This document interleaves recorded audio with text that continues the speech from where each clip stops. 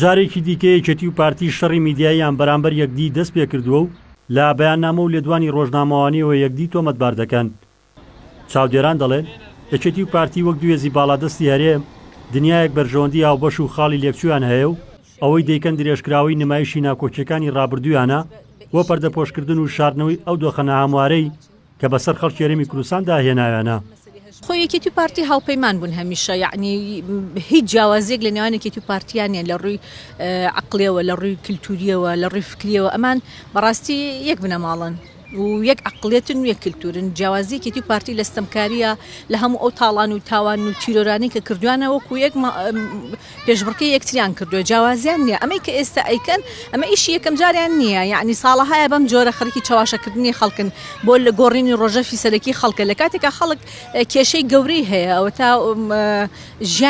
ژیان بە تەواوەتی ڕاوەستاوە بەڕاستی، یعنی تەواوی جومگەکانی ژیان لە کار کەوتون. ئەمان لە جاتی ئەوەی بە پێداویستەکانی خەڵکەوە بە گرفت و قەیرانەکانی خەڵکەوە خەریک بن، یان ئەم سیناریۆ دووبارە و هەزار بارانە جارێکتر دووبارە ئەکەنەوە کە هیچی پەیوەندی بە ژیان و بەرژەوەندی خەڵکی کوردستانەوە نییە.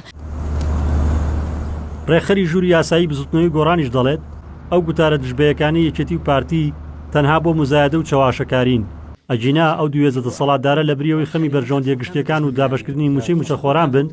سەرقاڵی بەرژەوەندیە حیزبەکانی خۆیانن. لە مانگی سێین، لە بەهارین، لە ڕەمەزانین و ئاچی بۆ مانگی چوار چاوەڕێی وەرگرتنی موچەی مانگی دوون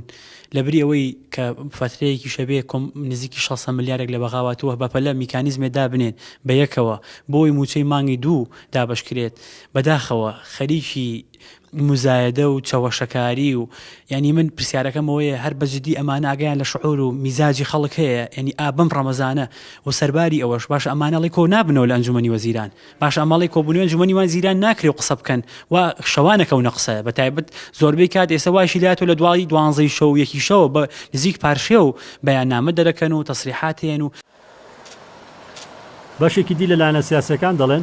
نیشاندانی جیاوازی گوتاری سیاسی و دوێزە سیاسەتێکی لە مێژینەی ئەو دوو حیزبێ و ئەمە ئێستاشیان بانگەشەیەکی پێشوەختەی هەڵبژاردنە بۆ فریودانی هاوڵاتیان وا دەکەن. ئەم چەلەحانەیە کە لە ڕابردووە هەتاوەکو ئێستا پارتی و یەکیەتی لە هەرێمی کوردستانە کردویانە بە کللتور و لە نەتیجەدا هاوڵاتیانی ئاسایی باجی ئەم ململانێ و شەڕەپڕۆیی بینی هەردوو حزبی حکمڕانیان داوە و ئەمەش تەنها بۆ ئەوەیە بۆ ئەوەی کەوە هەموو توانە ئابووری و سیاسیەکانی هەرێمی کوردستان بخەنەوە خزمەتی خۆیان و خەڵک بەشتی لاوەکەوە سەرقاڵکەن و کێشە و گیر و گرفتە گەورەکان لەبیر خەڵک بەرنەوانێ. یەکدی تۆمەتبارکردن و ململانی نێوان یەکێتی و پارتی مێژوویکی دیێرینی هەیە و نزیک بە 30 ساڵ بەر لە ئێستا شاعری دیاری کورد عەبدوڵڵا پەشێو بۆ دۆخێکی لەم چەشنە و نووسیوێتی هەتا کەنگێ گوێم لە زرمەی شەڕەقۆچی دوو بەران بێ ئەم نمایشە هێڵنجاوەرە کۆتایی نەهات شەڕە زەرتانەی هابیل و قابیل هەر نەبڕایەوە. ڕزگار جەبار کێنن سلێمانی.